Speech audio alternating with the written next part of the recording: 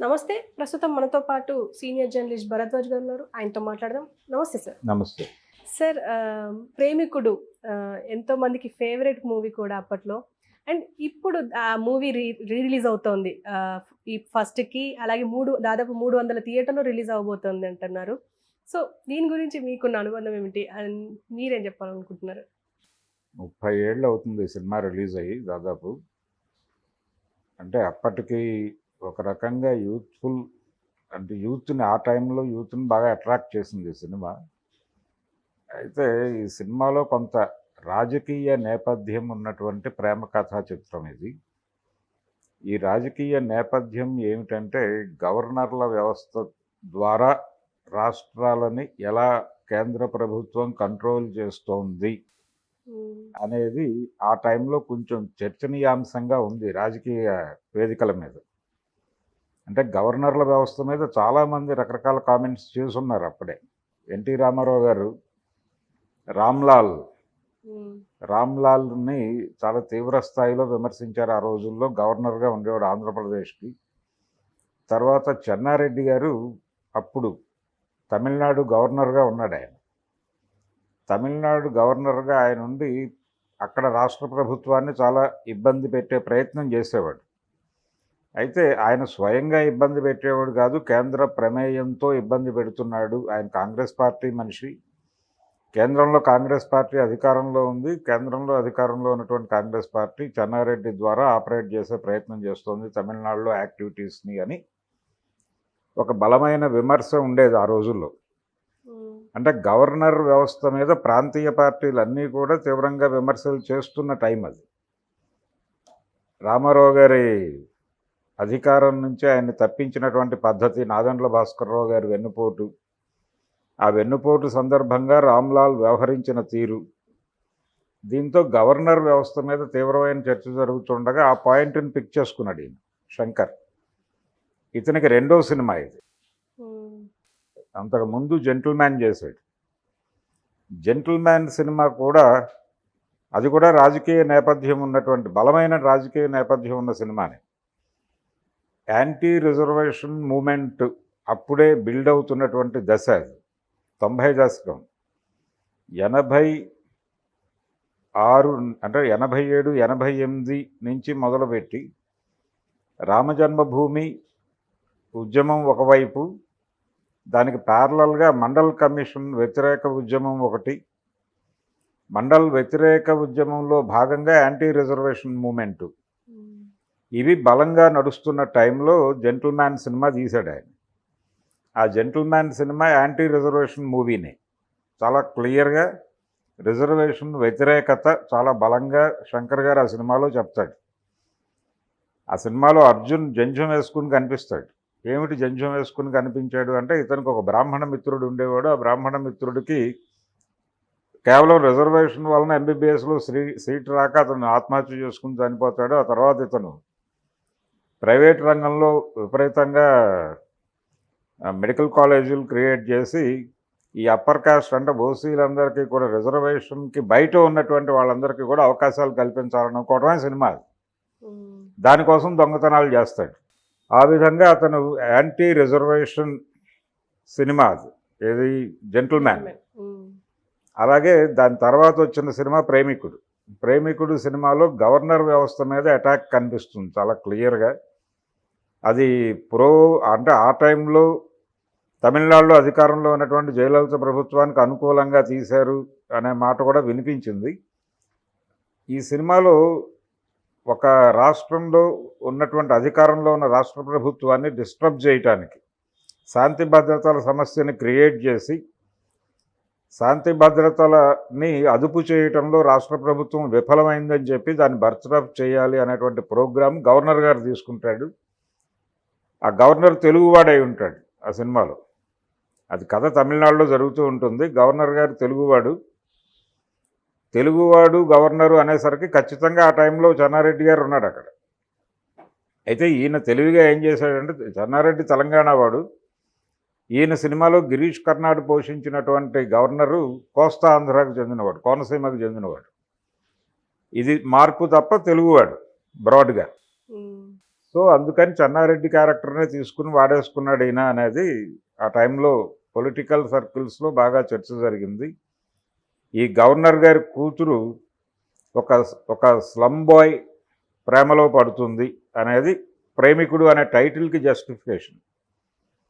ఈ గవర్నర్ గారి కూతురు నృత్యం నేర్చుకోవడానికి వెడుతుంది, అక్కడ ఒక స్లమ్ బాయ్తో ఆవిడ ప్రేమలోకి వెడుతుంది. ఆ ప్రేమ మీద సినిమా నడుస్తూ ఉంటుంది. దాని నేపథ్యంలో రాష్ట్ర ప్రభుత్వాన్ని ఇబ్బంది పెట్టడం కోసం కొన్ని టెర్రరిస్ట్ యాక్టివిటీస్ డిజైన్ చేస్తాడు ఆయన గవర్నర్ గారు. ఆ గవర్నర్ గారు డిజైన్ చేసినటువంటి టెర్రరిస్ట్ యాక్టివిటీ కుట్రని ఈ హీరో అంటే ప్రభుదేవా చేశాడు ఆ క్యారెక్టరు. ప్రభుదేవాకి జెంటిల్మ్యాన్లో ఒక కొత్త ఇమేజ్ ఇచ్చాడు ఈయన. అంటే ఆ స్టేజ్ మీద ఫుల్ లెంగ్త్ సాంగ్ ప్రభుదేవతో చేశాడు, చిక్కుబుక్కు చిక్కుబుక్కు రైలే అనేది. అది విపరీతంగా ట్రెండ్ అయింది ఆ రోజుల్లో. ఏఆర్ రెహమాన్కి విపరీతంగా పేరు తీసుకొచ్చింది. మైకేల్ జాక్సన్కి నకలు అన్నారు ప్రభుదేవాని. నకలు కాదు అసలు, ఇండియన్ మైకేల్ జాక్సన్ అనే పేరు కూడా ఇచ్చేశారు ఆయనకి టైటిల్. ఆ ఇమేజ్ని యూజ్ చేసుకున్నాడు ఆయన ప్రేమికుడు సినిమాలో. జెంటిల్మ్యాన్లో ఆ పాట గౌతమి ప్రభుదేవా చేశారు. దాని ఇమేజ్ని దీనిలోకి తీసుకొచ్చి ఈ సినిమాలో ఏఆర్ రెహమాన్ మ్యూజికల్గా చేసినటువంటి మ్యాజిక్ చాలా ఉంది. రెండోది శంకర్ గారు మొదటి నుంచి నమ్మిన విషయం ఏంటంటే ఏ కథ తీసుకున్నా అది ఒక సామాజిక అంశం ఉండాలి దానిలో. అంటే ఆ టైంలో సొసైటీలో చర్చనీయాంశమైనటువంటి ఒక టాపిక్ పిక్ చేసుకోవాలి, దాన్ని నేపథ్యంగా వాడుతూ ఇంకో కథ చెప్పాలి, దాన్ని అద్భుత రసంలో చెప్పాలి. ఇది ఆయన ఫార్ములా. ఈ ఫార్ములాలో భాగంగానే ఆయన సినిమాలు అన్నీ కనిపిస్తాయి ఆ రోజు నుంచి ఈ రోజు వరకు. ఆయన ఏ సినిమానైనా అద్భుత రసంలోనే చెప్తాడు. ఇది చాలామంది డైరెక్టర్లకు ప్రేరణగా నిలబడింది. ఈవెన్ రాజమౌళికి కూడా ఇదే ప్రేరణ. శంకర్ అంటే మణిరత్నం కొంత బడ్జెట్ విషయంలో ఆయన కొంత కంట్రోల్డ్గానే వెళ్ళేవాడు అయితే, కాకపోతే టేకింగ్కి సంబంధించి ఆయన విపరీతంగా ఫిలిం వేస్ట్ చేస్తాడు అంటే 4 సినిమాలకు సరిపోయే ఫిలిం ఆయన ఒక సినిమాకి ఖర్చు పెడతాడనే విమర్శ ఉంది మణిరత్నం మీద. ఈయన ప్రొడక్షన్లోనే బడ్జెట్ పెంచేస్తాడు. అట్లా చాలా కాస్ట్లీగా ఉంటుంది ప్రేమికుడు సినిమా కూడా కాస్ట్లీగా ఉంటుంది. దీని తర్వాత తీసినటువంటి భారతీయుడు నెక్స్ట్ లెవెల్లో పెడుతుంది. అందులో కూడా దేశభక్తి, లంచగొండితనము, ఈ టాపిక్స్ అంటే కాంటెంపరీ ఆ టైంలో చర్చ జరుగుతున్నటువంటి సమాజంలో చర్చనీయాంశమైన విషయాలు మాత్రమే తీసుకుని దాన్ని నేపథ్యంగా వాడుతూ ఇంకో కథ చెప్పి మధ్య మధ్యలో ఈ కథని ఆ కథతో రిలేట్ చేస్తూ అద్భుత రసంలో కథని నడపటము. అంటే బీభత్సంగా ఉంటుంది ప్రతి షార్టు కూడా. ఈ సినిమాలో కూడా అలాగే ఉంటుంది. పర్టికులర్గా అప్పటి యూత్కి కనెక్ట్ అయినటువంటి పాటలు ఈ సినిమాలో. అంటే ప్రభుదేవ డ్యాన్సులు బాగా కనెక్ట్ అయింది అందులో. రెండోది వాళ్ళ మేనరిజమ్స్, డైలాగ్స్, పాటల్లో వాడినటువంటి వొకాబులరీ. పేటర్ ర్యాప్ అనే ఒక పాట ఉంటుంది దానిలో. ఆ పేటర్ ర్యాప్ అనేటువంటి పాట అంటే రాజశ్రీ గారు రచన చేసినటువంటి చివరి సినిమా అది. ఇందుకూరి రామకృష్ణరాజు ఆయన అసలు పేరు. ఆయన రాజశ్రీ అనే పేరుతో రచనలు చేసేవాడు. ఆయన అద్భుతమైనటువంటి కవి. ఆయన చివరి సినిమా ప్రేమికుడు. ఆ సినిమాకి పాటలు ఇచ్చేసి ఇంటికి వచ్చేసి పడుకుని చనిపోయాడు ఆయన హార్ట్ అటాక్తో. అందులో పర్టికులర్గా పేట్రా పాట చాలా అద్భుతంగా రాశాడు ఆయన. అంటే ఆ టైంలో హాలీవుడ్లో నడుస్తున్నటువంటి ఒక ట్రెండ్ ఉంది. అంటే బ్రేక్ డ్యాన్స్కి పోటీగా ఇంకొక డ్యాన్స్ పట్టుకొస్తూ ఈ రికార్డు ప్లే చేసి మధ్య మధ్యలో హోల్డ్ చేసి ప్లే చేయటం, తద్వారా ఒక విచిత్రమైన డ్యాన్స్ ప్రక్రియను పుట్టించారు వాళ్ళు. దాన్ని ఇక్కడికి అడాప్ట్ చేసుకున్నారు వీళ్ళు. అడాప్ట్ చేసుకుని ఈ ర్యాప్ అనే దీన్ని యాడ్ చేసి ఆ ప్యాటర్ ర్యాప్ వాడతాడు ఆయన. దాంట్లో కాంటెంపరీగా అంటే ఒక దిగువ తరగతి కుటుంబాల్లో, దిగువ తరగతి కాదు అంతకంటే, అంటే ఈ సినిమాలో హీరో ఫాదర్ క్యారెక్టర్ బాలసుబ్రహ్మణ్యం చేశాడు ఆయన. ఒక లోయర్ మిడిల్ క్లాస్ ఫ్యామిలీ వాళ్ళ కోరికలు, అలాగే వాళ్ళ చుట్టుపక్కల వాళ్ళ జీవితాలు, ఇవన్నీ వాళ్ళ ఆశలు, ఆకాంక్షలు, వాళ్ళ కోరికలు, వాళ్ళ కలలు అన్నీ కూడా ఆ పాటలో ప్యాటరాప్ అనేటువంటి పాటలో రిఫ్లెక్ట్ చేస్తాడు రాజశ్రీ గారు. రేపేంటి అంటే నేడేంటి రేపేంటి దినసరి అదే అనే పద్ధతిలో నడుస్తుంది. ఏదో అనుకుంటాం మనం, కానీ ఏవి జరగవు, జరుగుతాయనే భ్రమలో బతికేస్తూ ఉంటాం రోజు. ఏ రోజైనా ఇలాగే గడిచిపోతుంది.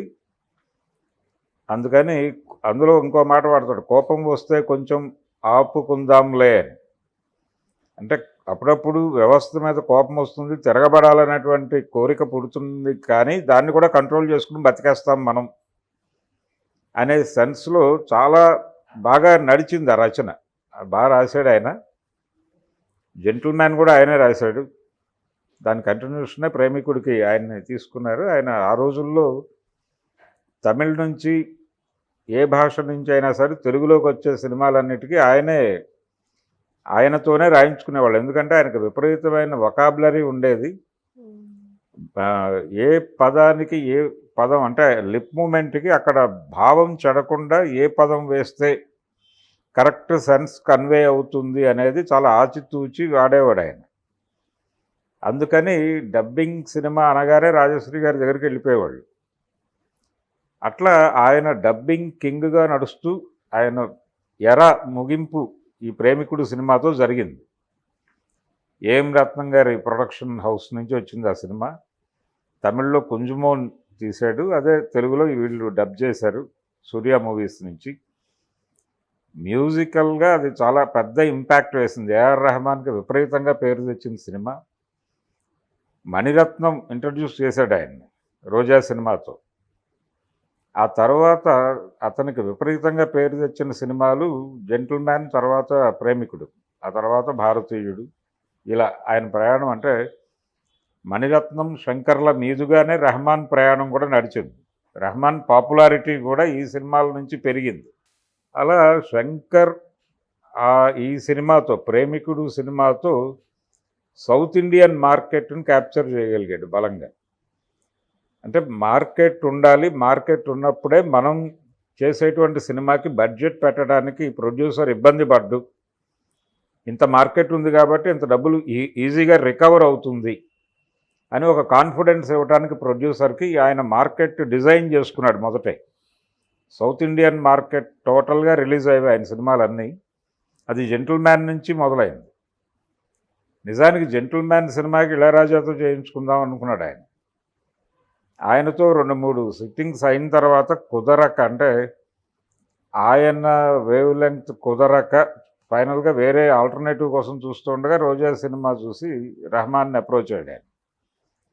అక్కడి నుంచి రెహమాన్తోనే ట్రావెల్ అవుతున్నాడు. మధ్యలో ఒక అపరిచితుడు సినిమాకి హారిస్ జయరాజ్ పనిచేశాడు ఆయన. ఇప్పుడు మళ్ళీ గేమ్ చేంజర్ సినిమా చేస్తున్నాడు, దానికి రెహమాన్ కాదు, ఈ సినిమా అంటే తమన్ చేస్తున్నాడు ఇప్పుడు. వీళ్ళిద్దరూ తప్ప దాదాపుగా శంకర్ చేసినటువంటి అన్ని సినిమాలకి రెహమానే మ్యూజిక్ డైరెక్టర్.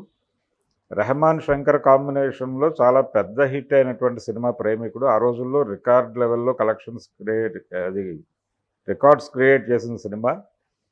దాన్ని ఇప్పుడు 30 ఏళ్ల తర్వాత ఈ తరం ఆడియన్స్ ముందుకు తీసుకొస్తున్నారు. ఇందులో కేవలం అంటే ఇది తోటరాముడు కథే, పాతాళ భైరవి కథే, అంతకుమించి ఏమీ లేదు. అంటే రాజుగారి కుమార్తెకి ఒక తోటమాలి కొడుకు తోటరాముడు, వాళ్ళిద్దరూ ప్రేమలో పడటం, రాజకుమారిని తోటరాముడు ఎలా సాధించాడు అనేదే కథ. ఈ సినిమాలో కూడా అంతే. అతను ఒక దిగువ తరగతి మనిషి, చిన్న అంటే సాధారణంగా పేటలో కనిపించేటువంటి ఒక కుర్రాడు. అతను ఒక గవర్నర్ కూతురుని, అంటే సెంట్రల్ గవర్నమెంట్లో చాలా ఇన్ఫ్లుయెన్స్ ఉన్నటువంటి ఒక గవర్నర్ గారి కూతురుని ఎలా పెళ్లి చేసుకున్నాడు అనేది ఒక లైన్. ఈ లైన్కి గవర్నర్ వ్యవస్థను కేంద్ర ప్రభుత్వం వాడుకుంటోంది అని అప్పటి ప్రాంతీయ పార్టీలన్నీ చేస్తున్న విమర్శని కూడా ఇంకొక లైన్గా తీసుకుని ఈ రెండింటిని కలుపుతూ మ్యూజికల్ లవ్ స్టోరీగా మార్చి సక్సెస్ కొట్టాడు ఆయన. ఆ ప్రయోగాన్ని ఇప్పుడు మళ్ళీ జనాలకు చూపించాలనుకుంటున్నారు. అది రీ రిలీజ్కి పెట్టారు. ఇప్పుడు రీ రిలీజ్ కల్చర్ అనేది అంటే ఇప్పుడు డిజిటలైజ్ చేయాలి సినిమాని. అది రీల్లో వచ్చిన సినిమా, రీల్స్ నడుస్తున్నటువంటి రోజుల్లో వచ్చిన సినిమా. ఇప్పుడు దాన్ని డిజిటలైజ్ చేసి వాళ్ళు రిలీజ్ చేస్తున్నారు. ఈ కల్చర్ మొదలైంది కూడా తమిళనాడులోనే.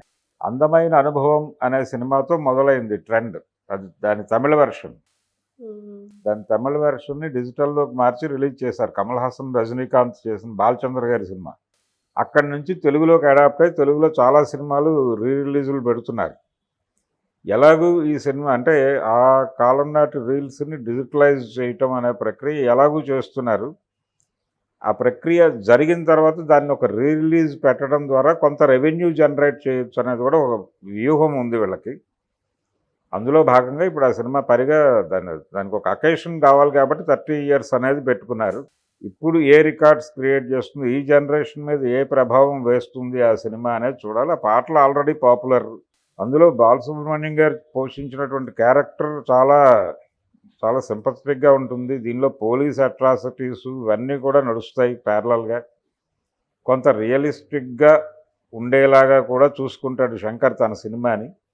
అది కూడా కనిపిస్తుంది ఇందులో. అంటే ప్రభుదేవాన్ని గవర్నర్ ఆఫీస్ నుంచి వచ్చిన ఇన్స్ట్రక్షన్స్ మేరకు ఇంట్రాగేట్ చేసేటువంటి సీన్ ఒకటి ఉంటుంది. దాంట్లో నటుడిగా ఎస్పి ఒక పాటలో వీళ్ళిద్దరూ కలిసి డ్యాన్స్ చేయటం కూడా కనిపిస్తుంది మనకు, ప్రభుదేవ, ఎస్పి బాలసుబ్రహ్మణ్యం. ఇలా ఒక విచిత్రమైనటువంటి బ్లెండ్ సినిమా ఇది. చూడాలి రిలీజ్లో మరి ఎలా కనెక్ట్ అవుతుంది ఈ జనరేషన్గా అనేది చూడాలి. Okay sir, thank you. Thank you.